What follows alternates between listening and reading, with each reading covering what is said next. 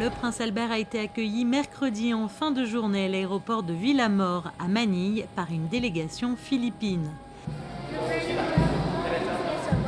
Une visite qui a débuté par une cérémonie de décoration. En effet, le souverain a profité de son séjour pour remettre la médaille de l'Ordre de Saint-Charles à Stéphane Zuelig, consul général des Philippines à Monaco, afin de le remercier pour l'ensemble de son travail et pour les excellentes relations qu'il a su nouer entre la principauté et les Philippines.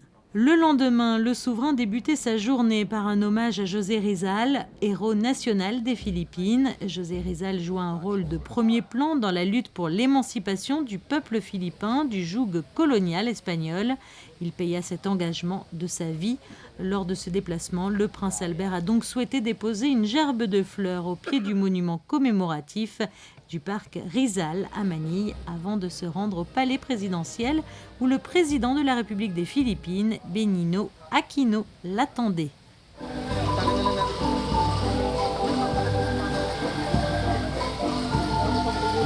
Une journée qui se poursuivait donc au palais présidentiel de Malacanan en présence de la délégation monégasque et des autorités philippines. Après avoir signé le livre d'or, le prince Albert s'est entretenu en audience avec le président philippin, l'occasion de renforcer les liens qui unissent les deux pays. C'est la 10e année des relations entre les Philippines et la principauté de Monaco, mais des relations consulaires existaient depuis plus longtemps encore, et des relations, je devrais dire, à plusieurs niveaux.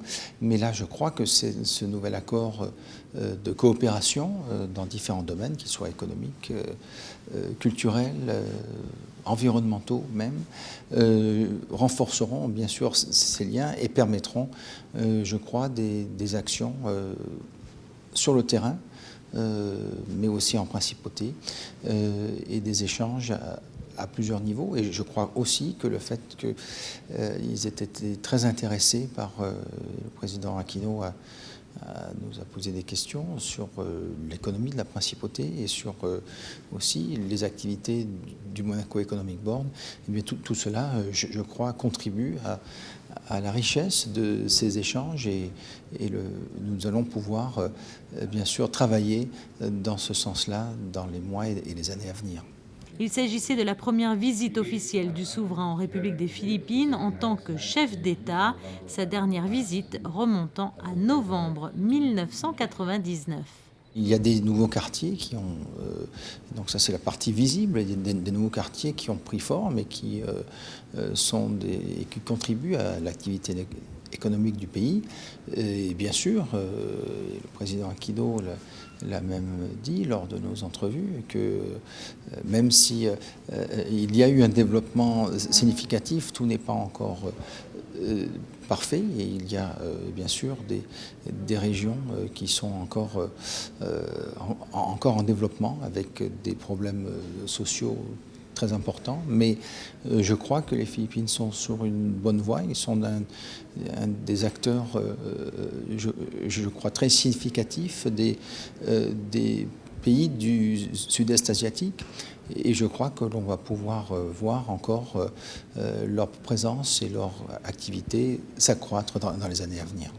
Monaco et la République des Philippines ont un accord économique et culturel. Mais à l'heure où je vous parle, la délégation monégasque, sous la présidence du souverain, est ici aux Philippines pour renforcer les relations économiques entre les deux pays dans l'objectif de créer de nouveaux accords. Nous avons ici aux Philippines une très bonne économie. À la suite de cette audience entre les deux chefs d'État, une réunion de travail a rassemblé les délégations monégasques et philippines, l'occasion d'aborder des sujets essentiels comme justement le nouvel accord cadre de coopération, un accord qui a été signé à cette occasion par Gilles Tonelli, conseiller de gouvernement à Monaco pour les relations extérieures et la coopération, et par José René d'Almendras, secrétaire aux affaires étrangères aux Philippines.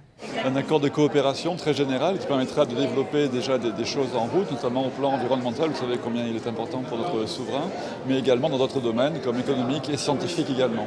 Il permettra aux entreprises monégasques de se rapprocher des entreprises philippines et réciproquement donc de développer l'aspect économique. Monsieur Dota est là aussi avec le Monaco Economic Board pour pouvoir parler de ces questions. Au plan scientifique, avec Monsieur Calcaño, le musée océanographique pourra aussi également travailler. Et nous travaillons au niveau de la coopération avec les Philippines. Donc on voit plusieurs domaines dans lesquels cet accord servira. Une visite à Manille qui s'achevait par un déjeuner donné en l'honneur du prince souverain au palais présidentiel et auquel participaient de nombreuses personnalités philippines. À la suite de ce déplacement à Manille, le souverain poursuivra son séjour en République des Philippines par une visite du parc marin de Tubata Reef, inscrit au patrimoine mondial de l'UNESCO.